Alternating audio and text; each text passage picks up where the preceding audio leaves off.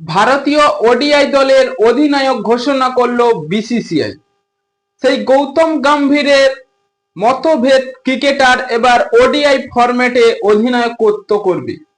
গত কয়েক বছরের মধ্যে ভারতীয় ক্রিকেট দলের বিশাল পরিবর্তন হয়েছে।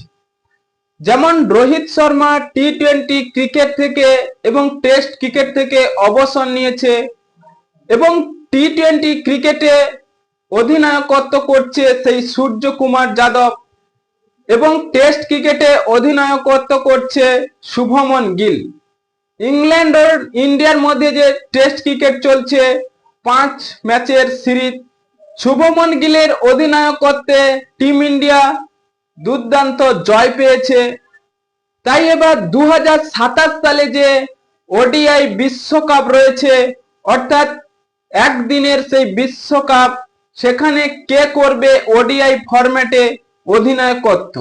হ্যাঁ বন্ধুরা, ওডিআই ফরম্যাটে রোহিত শর্মা এখনো অবসর নেয়নি, কিন্তু তার বয়সটা হয়ে গিয়েছে। তিনি যদি 27 সালে বিশ্বকাপ খেলে তাহলে তার বয়স হবে 40। তাই বিসিসিআই এই 40 বছর বয়সের ক্রিকেটার অর্থাৎ রোহিত শর্মা কি পুরোপুরি ফিট থাকবে, তাই এত ঝুঁকি নিতে চাইছে না বিসিসিআই। তাই ওডিআই ফরম্যাটে এবার অধিনায়কত্ব সেই শ্রেয়াস আইয়ারকে দিতে চলেছে।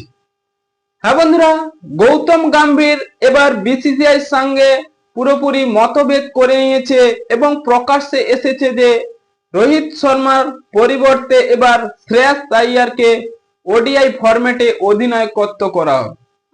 হ্যাঁ বন্ধুরা, এতদিন আমরা জেনেছিলাম যে শ্রেয়াস আইয়ার ও গৌতম গম্ভীরের মধ্যে একটি ইগো রয়েছে, কিন্তু সেই ইগোটা এবার হয়তো পুরোপুরি বন্ধুত্বের মধ্যে মিলে যেতে পারে। কারণ ইংল্যান্ডের সফরেতে দেখুন, যেখানে তরুণ ক্রিকেটার সেই সাই সুদর্শনকে গৌতম গম্ভীর সুযোগ দিয়েছে, কিন্তু শ্রেয়াস আইয়ারের মতো ক্রিকেটারকে টেস্ট ক্রিকেটের সুযোগ দিচ্ছে না। তাই এবার ওডিআই ফরম্যাটে হয়তো তাকে অধিনায়কত্ব করে দেবে।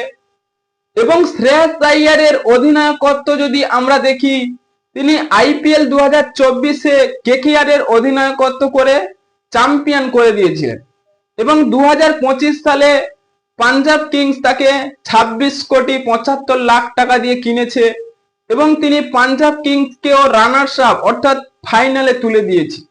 তিনি আইপিএলে 17টা ম্যাচ খেলে 604 রান করেছেন।